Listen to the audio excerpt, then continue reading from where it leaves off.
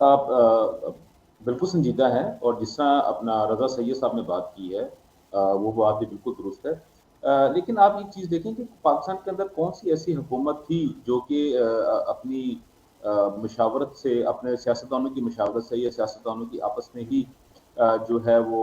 गुफ्त शरीक के बाद जो है वो ज़ुहूर पज़ीर हुई। अगर मैं 2024 के इलेक्शन की बात करें जो इस वक़्त हम सिचुएशन देख रहे हैं कि हुकूमत बनाने के लिए जो है 2 पार्टीज़ जो हैं इस वक़्त वो मुख्तलिफ मौज़ूआत के ऊपर और मुख्तलिफ फार्मूलाज़ के ऊपर जो है वो डिस्कशन कर रहे हैं। तो इसी तरह अगर हम देखते हैं तो 2018 में जो बनाई गई एक अज़ीमुशान हुकूमत थी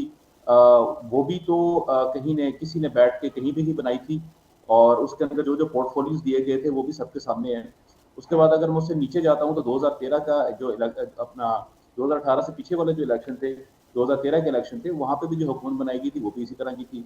और उससे पीछे भी अगर मैं जाता हूँ तो कौन सा ऐसा इलेक्शन है जिसकी या कौन सी ऐसी हुकूमत जिसकी फॉर्मेशन के अंदर कहीं न कहीं बैठ के मुशावरत ना हुई या आप ये कह लें कि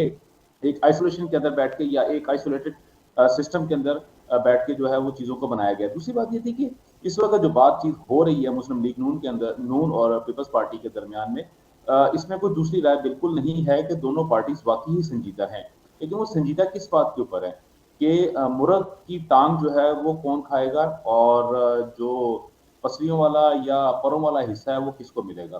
तो इस बात को आप छोड़ दें कि क्या है, क्या नहीं है। असल बात तो जैसे मैंने कल भी आपसे बात की थी, मैं ये आपको ये बात कह रहा था कि असल में रियासत जो है, ये स्टेट ऑफ पाकिस्तान जो है,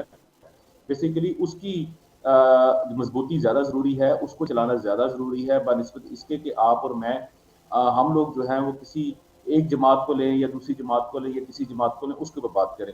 इससे पहले अगर आप बात कर रहे थे जैसे अभी जो यहाँ पे बात हो रही थी जो यहाँ पे ये कहा गया कि जैसे वारिस रज़ा साहब ने बहुत अच्छी बात की थी कि हमें जो है ना वो तारीख को थोड़ा-सा पढ़ लेना चाहिए और हमें चीज़ों को देख लेना चाहिए, तो इसमें कोई दूसरी राय नहीं है। तो ये जो अगर जिन लोगों का ज़मीर जो है वो अब जागा है या जिन लोगों का शऊर जो है, दिमागी बलूगत जो है वो 2013 के इलेक्शन के बाद या धरनों के दरमियान में शुरू हुई थी, उन लोगों को समझने में बड़ी मुश्किल पेश आ रही है कि पाकिस्तान के अंदर जो है वो हुकूमत कैसे बनती है और किस तरह से वो हुकूमत साजी का हिस्सा रहे हैं वो लोग भी। जैसे इन्होंने कहा कि 2000 अगर 18 में मैं अगर बात करता हूँ तो वहाँ पे उस वक्त इमरान खान साहब का जो था अलाई कौन था,